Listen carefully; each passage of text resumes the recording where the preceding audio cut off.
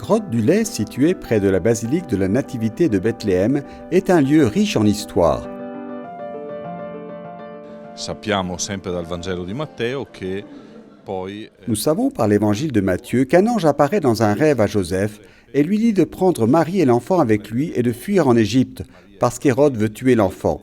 Selon une tradition très ancienne, c'est l'un des endroits où Marie s'est arrêtée pour s'occuper du bébé, se reposer et aussi l'allaiter. una tradizione molto antica è uno dei luoghi dove Maria si è fermata per prendersi cura del bambino, per riposare e anche per allattarlo. Cette grotte est faite de roches blanches. Pendant que Marie allaitait, une goutte de lait est tombée sur cette pierre, la rendant complètement blanche.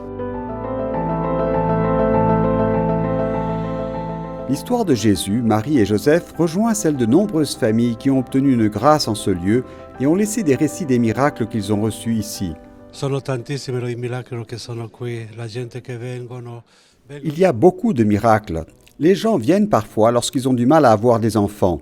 Ils viennent prier la Sainte Vierge, emportent cette poussière et dans une pièce, nous gardons leurs nombreux témoignages. À ce jour, environ 6000 témoignages nous sont parvenus par courrier. Più di 6.000 testimonianze che ci arrivano via alla posta. Un lieu chargé d'histoire, décrit désormais par 12 panneaux explicatifs. Tout cela pour que les pèlerins puissent connaître l'un des endroits traversés par la Sainte Famille. L'idée est que les pèlerins qui viennent ici puissent lire les sources historiques de la grotte. Ce sont surtout les sources que nous avons recherchées à la custodie de Terre Sainte, et ce sont des informations qui seront certainement d'une grande aide pour les pèlerins qui viendront ici. Ogni pannello, esatto, ha un suo senso. Chaque panneau a sa propre signification et un objet auquel il se réfère. Nous partons du nom et de l'histoire de l'Église, des mentions de l'Église que l'on trouve dans les évangiles apocryphes.